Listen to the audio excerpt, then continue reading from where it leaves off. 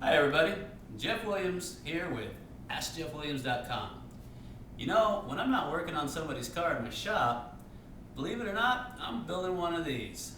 This is an actual working mine that I built from blueprints that I created from a photograph out of a book. And this actual mine was running and operating back in the 1890s in a little place called Goldfield, Nevada, if you ever heard of it. Anyway, everything in this particular model has been built to scale, and it actually works. So let me give you a little tour of the mine itself. Over here, we've got one of the ore carts that we saw in the photograph. It's actually built to scale. 1 inch equals 1 foot. As you can see, it's sitting in the position that I saw in the photograph, next to the ore bin. Now if you look at the rock in here, that is actual gold ore pulled out of one of the mines in Goldfield. It's got a lot of pyrites mixed in with it, but that is the actual gold ore. So it did come from one of the mines. The gold ore sits in one of these things called an ore bin. This is an actual scale model of the one in the photograph. The ore bin holds the gold ore that's pulled up out of the shaft from a hoisting bucket that you see here.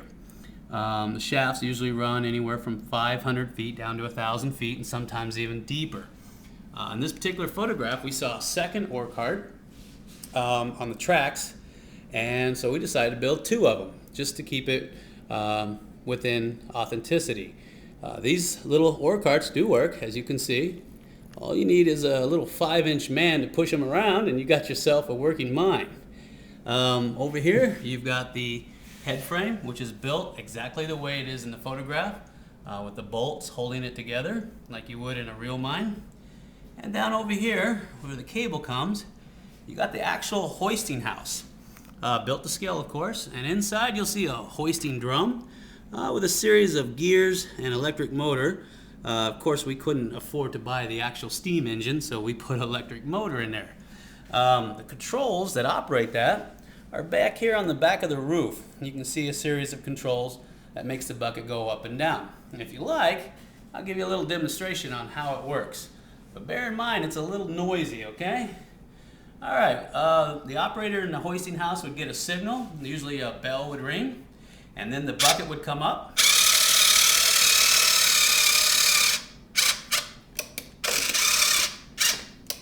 And then it would sit in those little hooks and then dump automatically, and then it would come back up,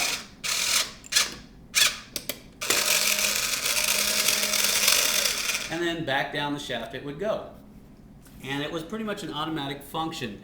The hoisting operator usually got paid about $4 to $7 a day to do this, and his job was important because if he hoisted up too far or didn't dump properly, he could destroy the entire work. But anyway, that's what I do in my spare time, for any of you that are curious. And if you have questions about these scale models that I build, just leave a comment on my blog and I'll be sure to get back to you. Till next time, this is Jeff Williams with AskJeffWilliams.com saying thanks for stopping by. See ya.